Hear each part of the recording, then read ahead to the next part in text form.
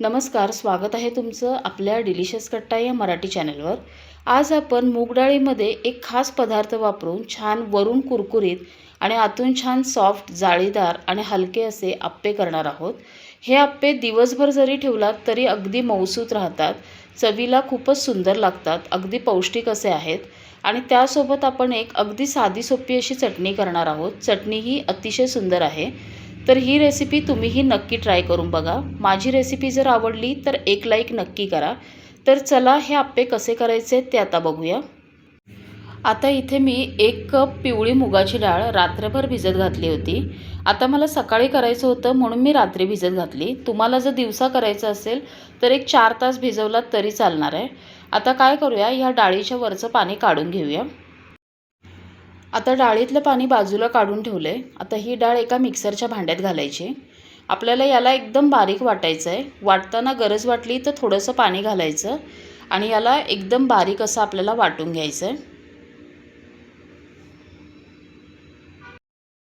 आता इथे एकदम बारीक अशी मुगाची डाळ मी वाटून घेतली। हे बघा, खूप पातळ नाही करायचं। आता ज्या कपने आपण मूग डाळ मोजलेली त्याच कपने अर्धा कप मी इथे बारीक रवा घेतलाय। हा रवा अगोदर या डाळीमध्ये व्यवस्थित मिक्स करायचा, म्हणजे आपला रवा भिजायला पाहिजे म्हणून अगोदर डाळीत मिक्स करून घ्यायचा आहे। रव्यामुळे अप्पे छान आतून हलके, जाळीदार आणि मऊ राहतात अगदी दिवसभर। आता याच्यात घालण्यासाठी मी गाजर किसून घेतलंय, थोडी सिमला मिरची घेतली, कांदा बारीक चिरलाय, कोथिंबीर घेतली आहे, 1-2 हिरव्या मिरच्या बारीक चिरून घेतल्यात आणि थोडं आलं किसून घेतलंय। हे सगळं याच्यात घालायचं आहे।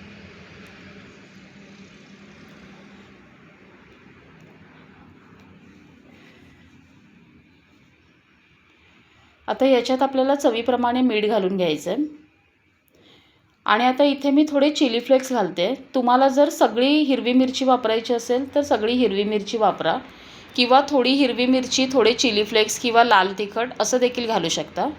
आता हे सगळं एकत्र मिक्स करून घ्यायचं आहे। आता हे थोडंसं घट्ट वाटतंय तर अगदी थोडंसं पाणी घालायचं, मिक्स करून घ्यायचं। आता हे 10 मिनिटं बाजूला भिजण्यासाठी ठेवून देऊया। आता ह्या अप्प्यांबरोबर खाण्यासाठी आपण एक अगदी साधी चटणी करायची आहे। इथे ओले खोबऱ्याचे तुकडे करून घेतलेत। खूप साहित्याची गरज नाही आहे, अगदी मोजकंच साहित्य आहे। थोडी कोथिंबीर घ्यायची, थोडी हिरवी मिरची घ्यायची आणि एक लसणाची पाकळी। आता याच्यात थोडं मीठ घालायचं, अगदी थोडी साखर घालायची आणि याला पाणी घालून एकदम बारीक असं वाटून घ्यायचं आहे। आता इथे चटणी मी अगदी बारीक अशी वाटून घेतली आहे। आता याला फोडणी घालून घेऊया। फोडणी करण्यासाठी मी तेल गरम करून घेतलं आहे, त्याच्यात थोडी मोहरी घालायची आहे। मोहरी फुलली की थोडंसं जिरं घालायचं आणि कढीपत्ता घालायचा। आता ही फोडणी आपण चटणीवर घालायची आहे आणि मिक्स करायचं। आता इथे आपली चटणी तयार झाली आहे।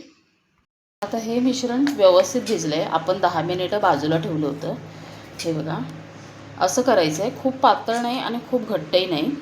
आता याच्यामध्ये एक पाव चमचा आपल्याला खाण्याचा सोडा घालायचा आहे आणि अगदी थोडंसं चमचाभर पाणी याच्यावर घालायचं आणि मिक्स करून घ्यायचं।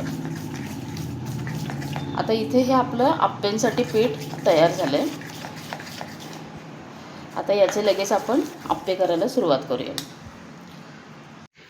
अप्पे करण्यासाठी गॅसवर अप्पेपात्र ठेवले। अप्पेपात्र चांगलं गरम झालं की त्याच्यात तेल घालून घ्यायचं आहे आणि आपण जे मिश्रण तयार केलं आहे ते परत एकदा व्यवस्थित मिक्स करून घ्यायचं आणि याच्यात थोडं थोडं घालायचं, अगदी पूर्ण भरून नाही घालायचं, थोडं कमी घालायचं आणि गॅस मीडियमच ठेवायचा आहे। मीडियम गॅसवरती हे छान वरून कुरकुरीत होईपर्यंत आपल्याला भाजून घ्यायचे आहेत।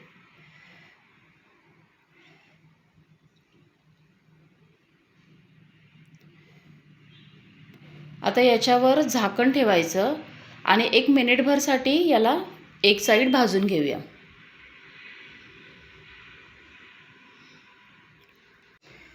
आता 1 मिनिट झालं आहे, मी आता उघडून बघते। बघा, अप्पे खूप छान फुगलेत आणि खालून व्यवस्थित भाजलेत, वरून ते असे कोरडे झालेत। आता परतून घ्यायचे आहेत। हे अगदी सहज निघतात अजिबात तव्याला चिकटत वगैरे नाही आणि छान असे हलके होतात. हे बघा खूप सुंदर झालेत, रंगही फार छान आला आहे. आता याच्यावरून देखील आपल्याला तेल घालायचं आहे. आता हे सगळं आपण मीडियम गॅसवरच करायचं आहे. आता दुसरी बाजू देखील मीडियम गॅसवरती मिनिटभरसाठी भाजून घेऊया. आता इथे आपले आप्पे दोन्ही बाजूंनी छान व्यवस्थित भाजलेत. बघा रंगही फार छान आला आहे, अगदी वरून असे कुरकुरीत झालेत. आता हे आप्पे आपण काढून घेऊया. आता इथे हे आपले मूग डाळीचे आप्पे आणि त्यासोबत केलेली अगदी साधी पण चवीला खूप छान अशी खोबऱ्याची चटणी तयार आहे. आता हे आप्पे जे जवळून बघितलात तर वरून छान जाळीदार होतात आणि आतून छान सॉफ्ट आहेत. तर असे आप्पे तुम्हीही नक्की ट्राय करा. माझी रेसिपी जर तुम्हाला आवडली तर लाईक करा, कमेंट करा आणि जर माझ्या चॅनलला सबस्क्राईब केला नसाल तर माझ्या चॅनलला सबस्क्राईब करा.